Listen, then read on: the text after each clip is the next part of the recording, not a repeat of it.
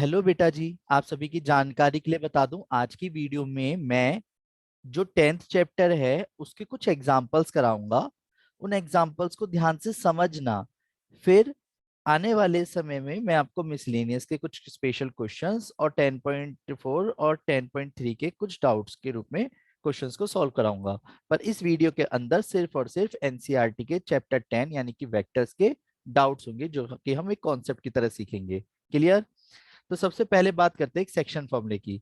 Section formula कहते हैं किससे, पहले वो समझते हैं, जिससे कि मैं आपको कॉन्सेप्ट सिखा सकूं और कॉन्सेप्ट सिखाने के साथ साथ क्वेश्चन भी करा सकूं। तो मान लो कि एक लाइन है जिसपे तीन कोऑर्डिनेट्स हैं। कौन कौन से?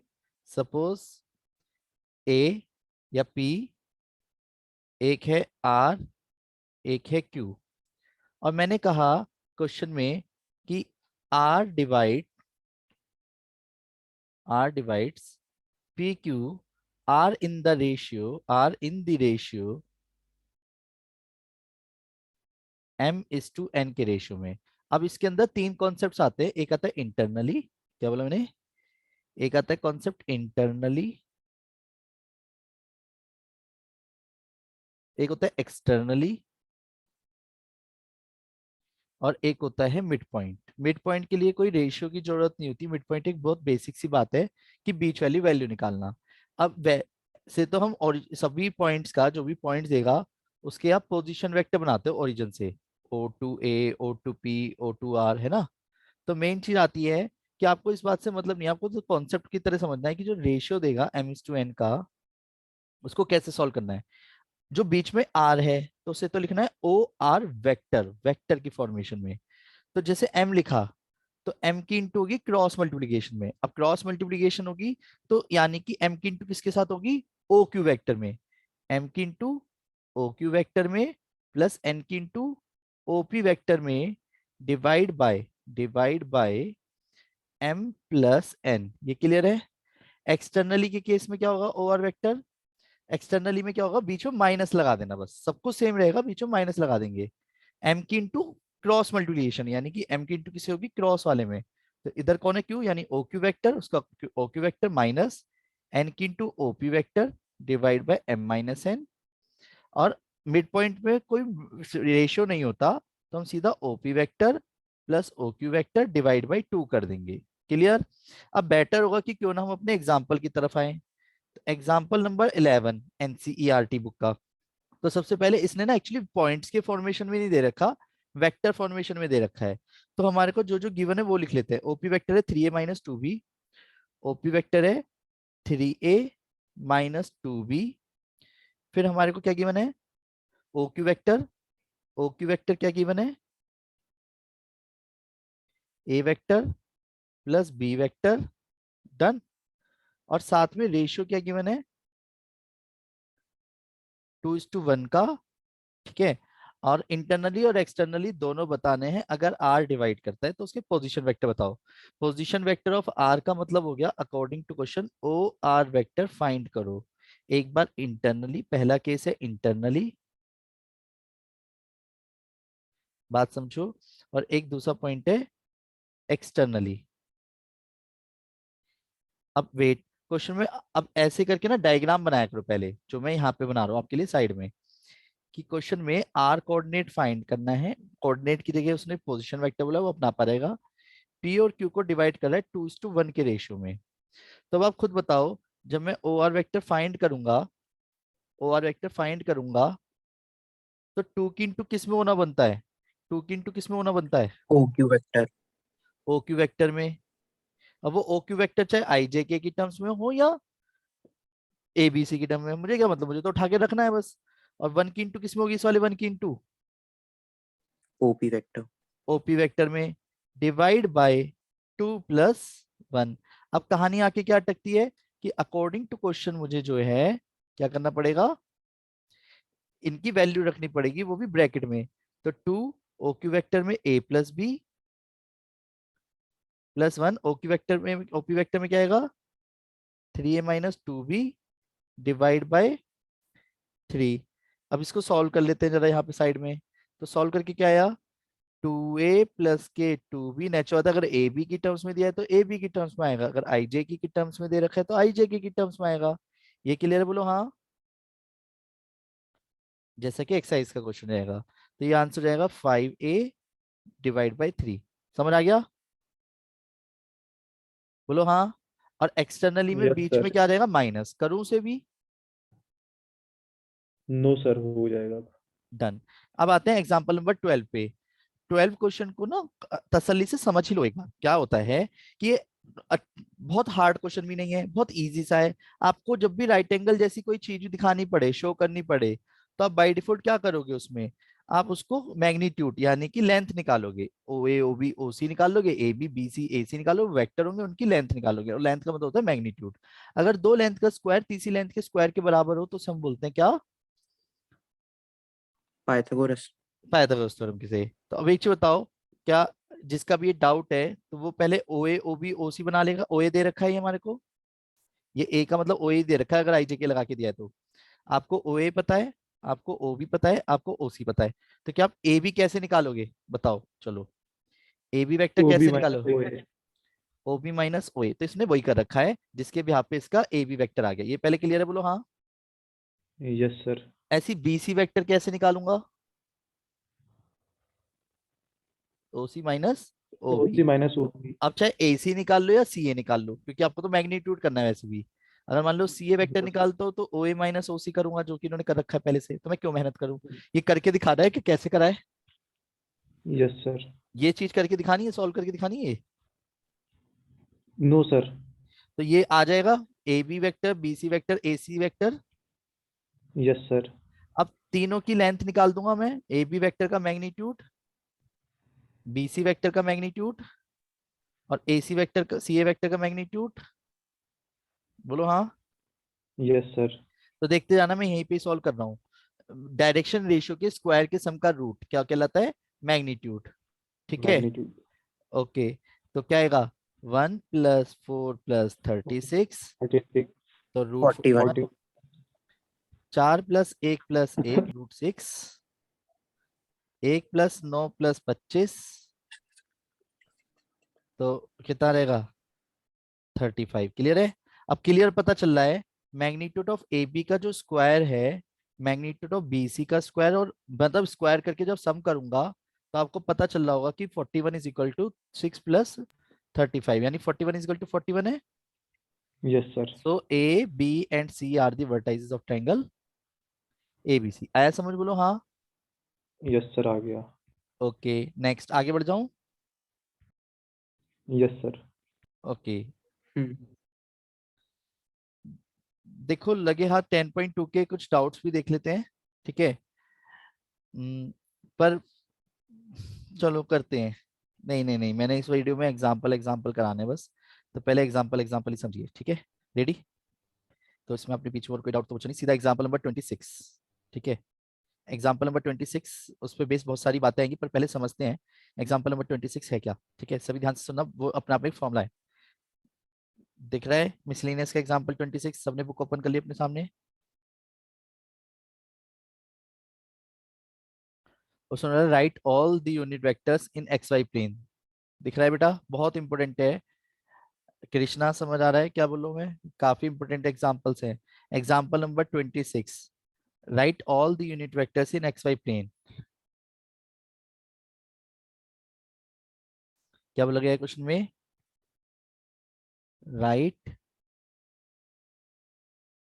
Right all the unit vectors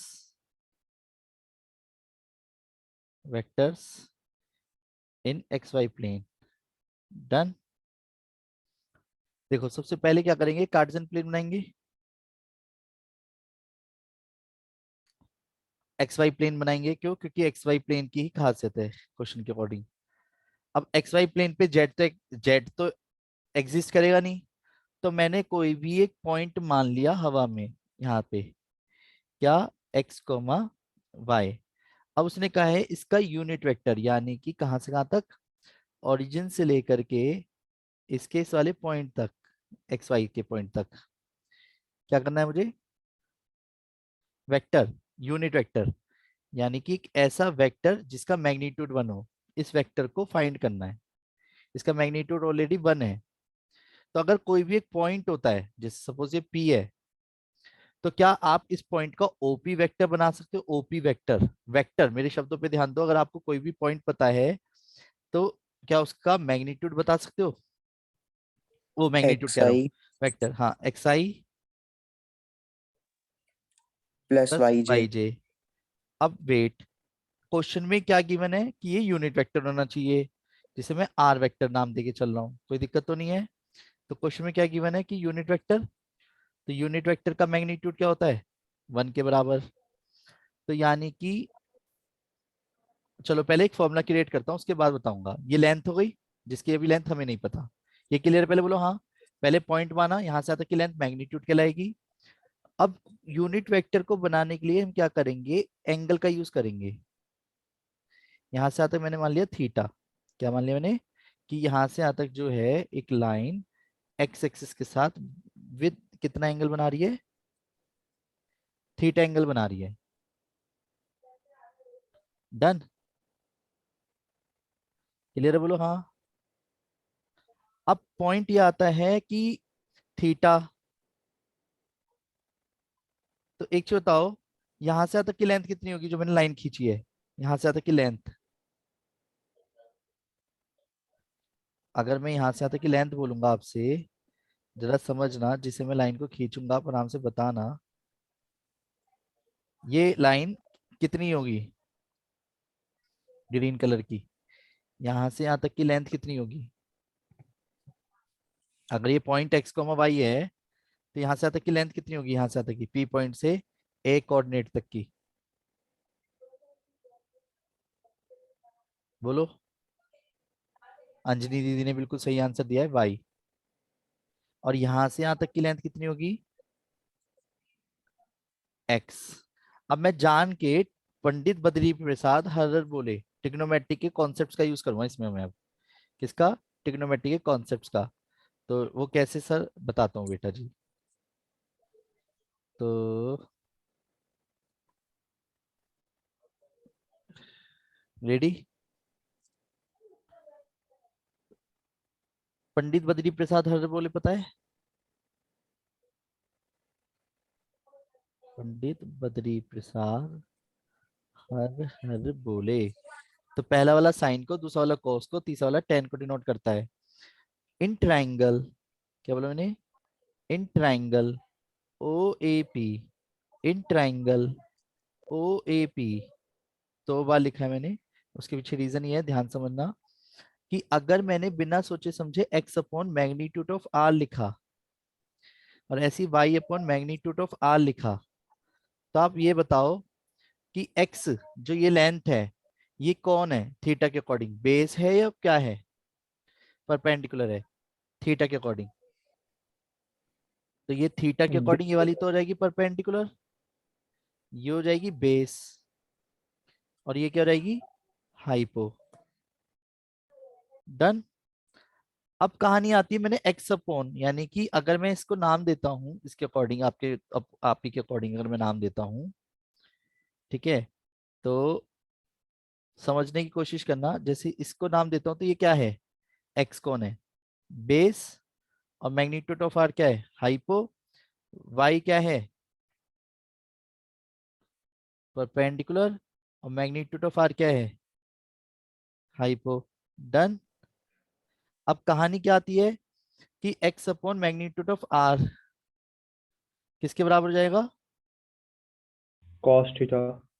cos theta. और Y upon magnitude of R, sine theta. तो इससे हमारे को क्या मिलेगा? एक्स की वैल्यू मिल गई magnitude of R cos theta, और मैग्नी वाई बराबर क्या आ गया? Magnitude of R sine theta. इन दोनों की वैल्यू उठा करके मैं किस में पुट कर दूंगा? एक्स वाई की जगह पे। इक्वेशन फर्स्ट में। तो मेरा जो आर वेक्टर है वो क्या आ जाएगा? Magnitude of R cos theta I और magnitude of R sine theta J. ये समझ आ रहा है? जिसमें आर वेक्टर का जो फॉर्मूला बना वो बना मैं किसी भी पोजीशन वेक्टर, यानी कि अगर आपको कोई भी यूनिट वेक्टर क्रिएट करना होता है या कोई भी वेक्टर क्रिएट करना होता है, तो उसी वेक्टर के यूनिट वेक्टर की अगर उसके मैग्नीट्यूड से मल्टीप्लाई कर दी जाए तो क्या आएगा, रिक्वायर्ड वेक्टर कंप्लीट हो जाएगा। ये फॉर्मूला है। ये जो मैं अब क्वेश्चन कर रहा हूं ना, ये अपने आप में एक बहुत बेहतरीन क्वेश्चन का कॉन्सेप्ट है। ये फॉर्मूला है एक। पर उसने बोला है यूनिट वेक्टर बताओ, तो यूनिट वेक्टर की मैग्नीट्यूड, उसने कहा है यूनिट वेक्टर फाइंड करना है। अब यूनिट वेक्टर किसे बोलते हैं, जिस वेक्टर का मैग्नीट्यूड 1 हो। सो रिक्वायर्ड वेक्टर क्या हो रहेगा हमारा, R vector is equal to cos theta I sine theta J. ये तो इस एग्जांपल का आंसर हो गया कि एक्स वाई प्लेन का यूनिट वेक्टर ये होगा। पर हमारा असली फॉर्मूला ये निकल के आया। इससे क्या होगा कि जो मिसलेनियस का पहला एग्जांपल है ना, उससे फॉर्मूला क्रिएट हो गया कि अगर कोई भी एंगल, क्या समझना, कि अगर हमारे को किसी क्वेश्चन में एंगल दिया हुआ हो, समझना जरा, और हमसे कहे यूनिट वेक्टर बताओ इन एक्स वाई प्लेन, तो एक फॉर्मूला हो गया। क्या हो गया फॉर्मूला, कि अगर एक ऐसा यूनिट वेक्टर बताओ एक्स वाई प्लेन का जो 30 डिग्री एंगल बना रही है विद एक्स एक्सिस, तो अब आप खुद बताओ फॉर्मूला क्या है यूनिट वेक्टर के अकॉर्डिंग। मैग्नीट्यूड आता कॉस थीटा यानी 30 degree with I sine 30 degree with J, तो ये क्लियर है। और यूनिट वेक्टर होने की वजह से ये तो 1 हो जाएगा, और कॉस 30 डिग्री वैल्यू √3/2 आई, और साइन 30 की वैल्यू 1/2 जे। तो आंसर क्या आ गया, required vector R vector is equal to √3/2 I 1/2 J. ये क्लियर है, बोलो हाँ, बोलो हाँ। अब वेट, यस सर। इसी फॉर्मूले का यूज क्वेश्चन नंबर 3 में होगा, जो कि बहुत इंपॉर्टेंट है। इसे समझने की कोशिश करना। हालांकि एकदम से समझ नहीं आता है, पर मुझे इसको इसी के साथ समझाना पड़ेगा एग्जाम्पल नंबर 3 में, मतलब क्वेश्चन नंबर 3 मिसलेनियस का रीजन। अब देखो क्वेश्चन पढ़ो पहले। उसने कहा कि एक लड़की है जो 4 किलोमीटर टूवर्ड्स वेस्ट, कहाँ की तरफ चली, 4 किलोमीटर चली वेस्ट की तरफ। आगे बढ़ जाऊं, बोलो हाँ। देखो क्वेश्चन में पहले तो एक कार्टेशियन प्लेन बनाओ, वही जिसमें ईस्ट वेस्ट नॉर्थ साउथ होना चाहिए। क्वेश्चन की लैंग्वेज के अकॉर्डिंग क्या बोला गया है, जे छोरी है एक,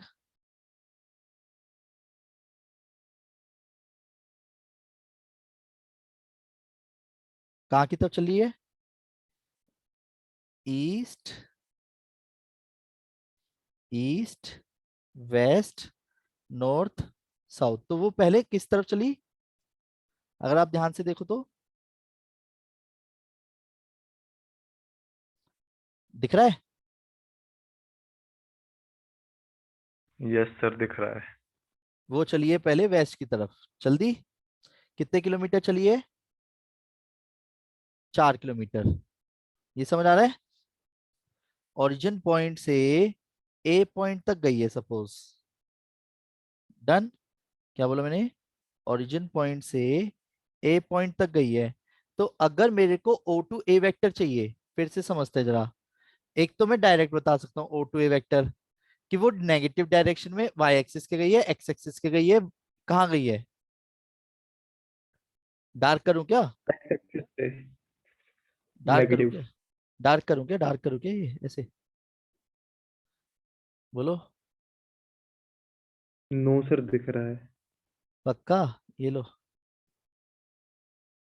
ठीक है, नहीं भाग रही है भैया इधर ठीक को। है। अब वेट, तो इस किस वाई एक्सिस के अलोंग है या एक्स एक्सिस के अलोंग है,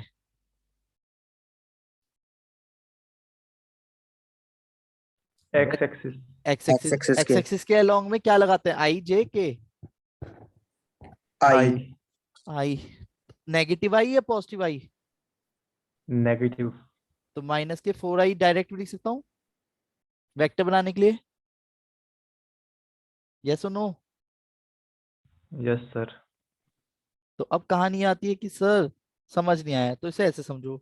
अभी हमने एक फॉर्मूला बनाया है, देखो कि विद एक्स एक्सिस जो एंगल होता है वो थीटा होता है। पहले समझना, with x axis angle theta होता है। और ये फॉर्मूला होता है, अगर किसी वेक्टर को फाइंड करना पड़े तो उसी वेक्टर के यूनिट वेक्टर की उसके मैग्नीट्यूड से डिवाइड इनटू कर दो, तो आपका रिक्वायर्ड वेक्टर कंप्लीट हो जाएगा। ठीक है। अब बात आती है सर ऐसे कैसे करें, तो वेट, एक काम करते हैं, क्वेश्चन करते हैं। देखो, अगर मैंने कहा यहां से यहां तक ये ऐसे घूम के गई होगी ना, तो कितना एंगल बना रही है ये एक्स एक्सिस के साथ, समझना जो 180 डिग्री। 180 डिग्री। तो यानी कि मुझे ओ ए वेक्टर का मैग्नीट्यूड चाहिए, पहले समझते हैं फॉर्मूले के अकॉर्डिंग, और चाहिए कॉस थीटा आई और साइन थीटा जे, फॉर्मूले के अकॉर्डिंग तो यही हो गया, किसी भी वेक्टर को फाइंड करना है तो इसका मैग्नीट्यूड हमारे को 4 दे रखा है, एंगल भी हमें पता है 180 डिग्री घूम के गई है बंदी, है ना, वेस्ट की तरफ जाने हो तो 180 डिग्री हो गया विद एक्स एक्सिस, यस और नो। और कॉस 180 डिग्री की वैल्यू होती है -1, तो ये माइनस आई हो गया, साइन 180 की वैल्यू 0। तो आंसर क्या आ गया, -4 आई, पहले ये क्लियर है, जिसे मैं डायरेक्ट भी लिख सकता था ओ टू ए वेक्टर।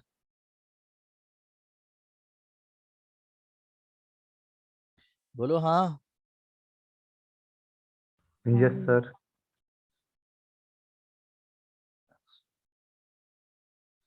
अब कहानी आती है कि सर ये तो समझ आ गया, अब पॉइंट ये बताओ कि अब क्वेश्चन क्या बोला गया है, उस क्वेश्चन में आगे बोला गया कि अब बंदी जो है then she walks 3 kilometre in a direction 30 degree, पर 30 डिग्री क्या, ईस्ट ऑफ नॉर्थ, इसका मतलब समझते हैं, ईस्ट ऑफ नॉर्थ जाकर के रुक गई, डन।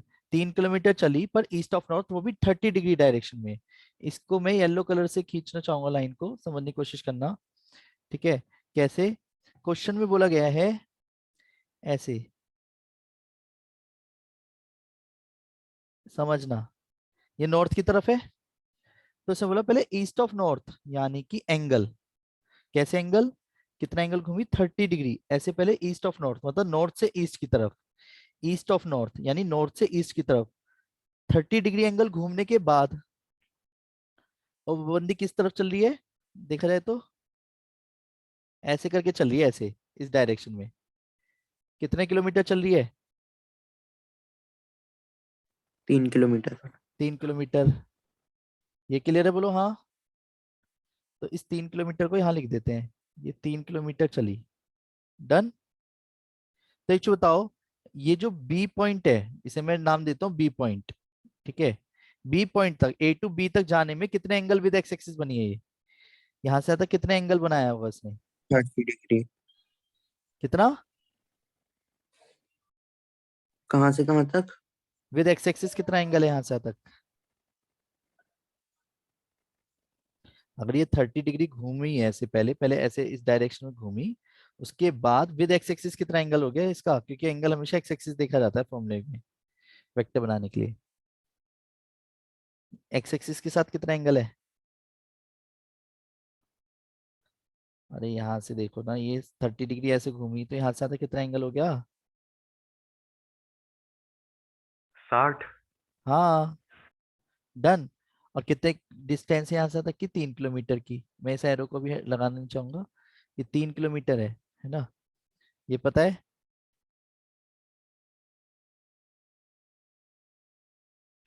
बोलो हाँ। Yes sir. 3 किलोमीटर की दूरी तय करी, अब उसमें हमारे अब एक चीज बताओ, तो क्या मैं ए बी वेक्टर बता सकता हूँ, यस बता सकता हूँ, कैसे, फिर से सेम फॉर्मूला, कि अगर मेरे को जैसे ए ओ ए वेक्टर का करा हमने, ऐसी ए बी वेक्टर के लिए करूंगा, ए बी वेक्टर क्या कहेगा कि ए बी वेक्टर का मैग्नीट्यूड चाहिए और विद एक्स एक्सिस कितना एंगल बना रही है वो बताओ, सही बात है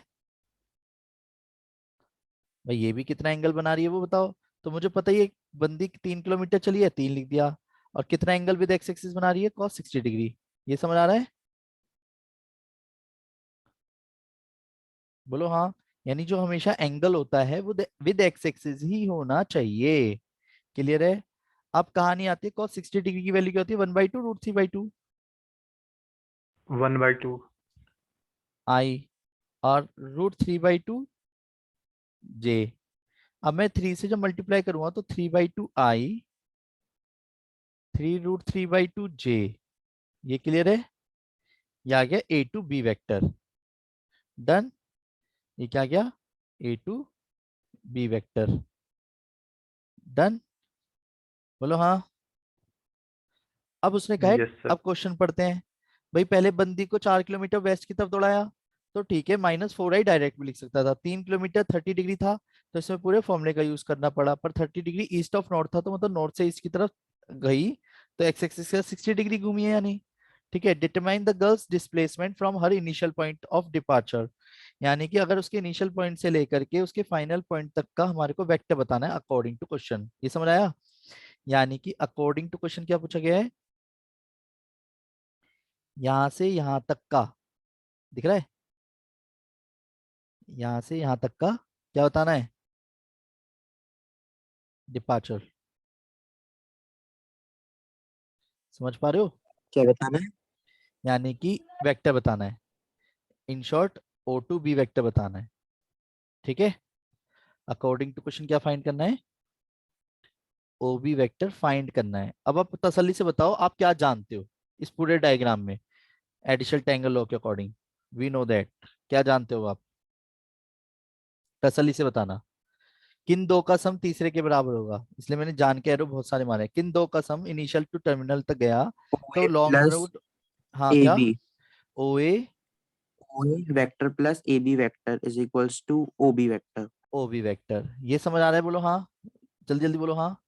और जिसमें कि हमें चाहिए क्या according to question O B vector, तो ओ बी वेक्टर निकाल ही रहे हैं, तो ओ ए है -4i और ए बी वेक्टर है 3/2i प्लस के 3√3/2j।